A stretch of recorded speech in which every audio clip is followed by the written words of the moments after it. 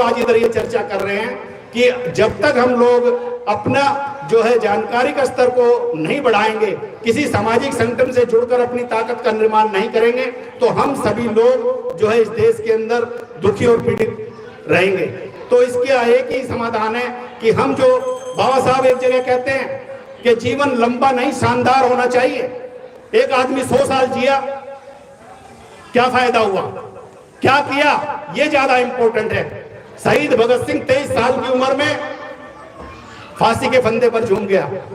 23 साल क्या उम्र होती है, लेकिन आज उसने समझा कि आजादी का मूल्य क्या है। उसने कहा मेरी शादी आजादी से हो गई है। माँ कह रही तेरे लिए लड़की देख ली है, उसने कहा नहीं, मेरी तो दुल्हन जो है आजादी है, मैंने आजादी से शादी कर ली है। तो एक 23 साल का नौजवान जो अपनी कुर्बानी देता है, जो आजादी का महत्व समझता है, तो गुलामगिरी की 100 साल की जिंदगी से अच्छे आजादी के 4 दिन। ये बाबा साहब कहते हैं कि हमारा जो जीवन है वो शानदार होना चाहिए। शानदार जीवन से क्या मतलब है कि हमारे जीवन में सुख सुविधाएं और सम्मान होना चाहिए, हमारे जीवन में स्वाभिमान होना चाहिए।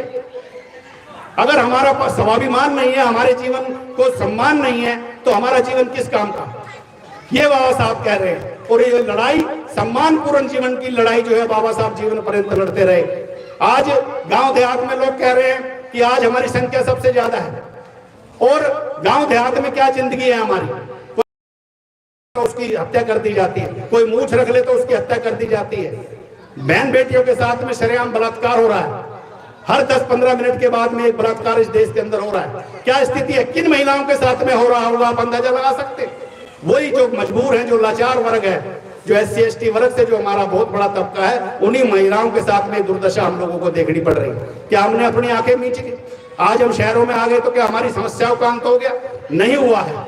तो साथियों, आज का जो ये दिन है, हम लोग जो है संविधान, हमारे साथियों ने चर्चा करी है कि संविधान खतरे में है, सुप्रीम कोर्ट बोल रहा है, पूरे विपक्षी दल जो है चीख चीख कर ये बोल रहे हैं कि ये जो संविधान और लोकतंत्र खतरे में है।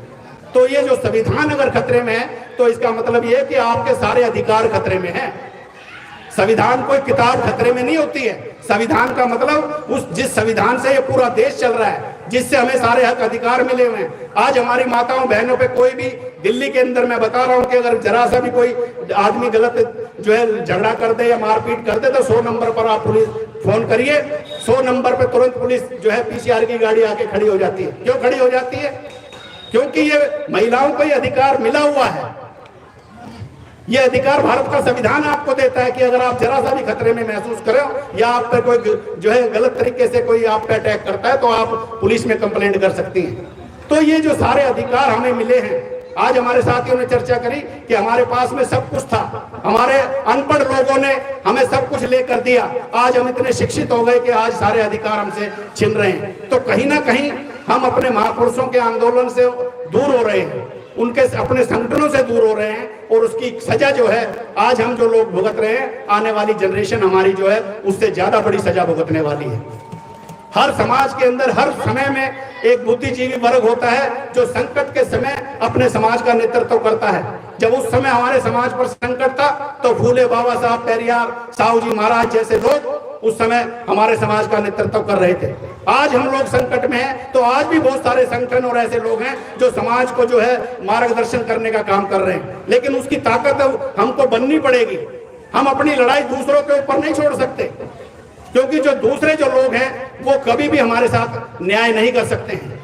अगर लड़ाई आपकी है, तो उस लड़ाई में जो है हिस्सेदारी भी आपकी होनी चाहिए। अगर आप अपनी लड़ाई लड़ने को तैयार नहीं है, तो ये मान लीजिए कि आप अपनी गुलामी को एक्सेप्ट करने के लिए तैयार बैठे हैं।